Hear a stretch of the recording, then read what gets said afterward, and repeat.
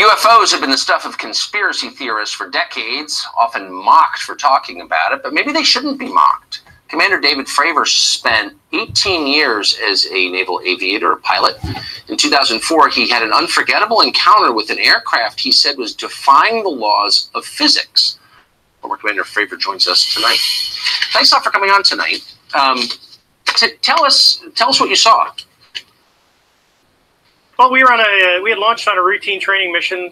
When we joined up, we were told that the event was going to be canceled, and that we have real-world tasking, and we were sent out to the west. Now, take in mind that this has taken place about 100 miles southwest of San Diego, between San Diego and Ensenada, Mexico. Yep. On a clear, perfect day, blue waters. We get out to the spot where they tell us it's at. We start looking around, and both airplanes see a disturbance in the water and a white 40-foot long tic-tac shaped object just hovering above the water, going forward, back, left, right. There's no rotor wash, there's no wings, nothing. So as we drive around in a clockwise flow, we get to about the 9 o'clock position, and I said, well, I'm going to go down and check it out, and the other jet is going to stay high.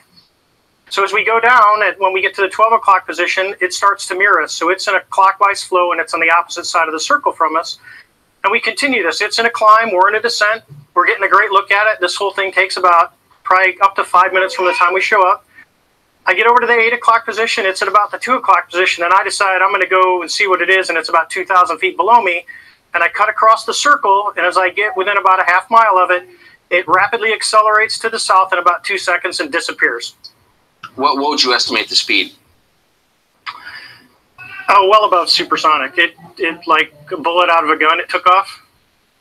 So from what you know about aerodynamics, mechanics, physics, should this be possible, what you saw?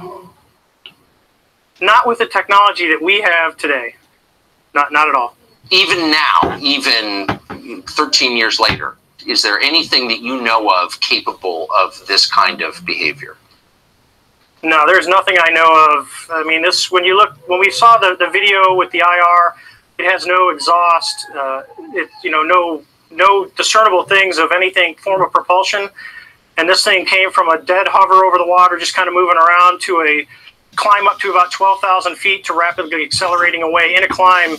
And in less than 2 seconds, it was gone. And you figure you're talking 50 miles of visibility, and you can easily see an object that size easily out to 10 miles, and it just disappeared in seconds. What would be the effects on a human pilot of the G-forces involved in that altitude change?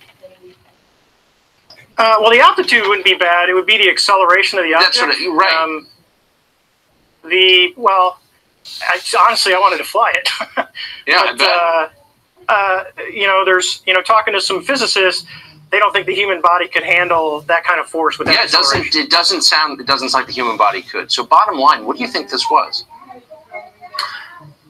I believe, as do the other folks that were on the flight, that when we visually saw it, that it was something not from this world. When presumably you expressed that belief to your superiors, what did they say? Actually, we caught a lot of grief getting back to the boat, and it got passed off as an event that no one could explain. Now, keep in mind, they had been tracking these for 2 weeks prior to us seeing it, and this was the first time that manned airplanes had been airborne when the objects appeared. This feels like a really big story to me. It's not exactly clear why Vladimir Putin's more interesting than this. I think this seems like a big deal. And Commander, I appreciate your taking the time to talk to us about it. You seem sober and believable, and I appreciate it. Well, thank you very much, Tucker. Thanks. So, guys, I think there's a lot happening in this video that we just gotta stop and think about for a second. So, a couple things I want to break down. So, the first thing is that this footage is 13 years old. The second thing is that the pilot said that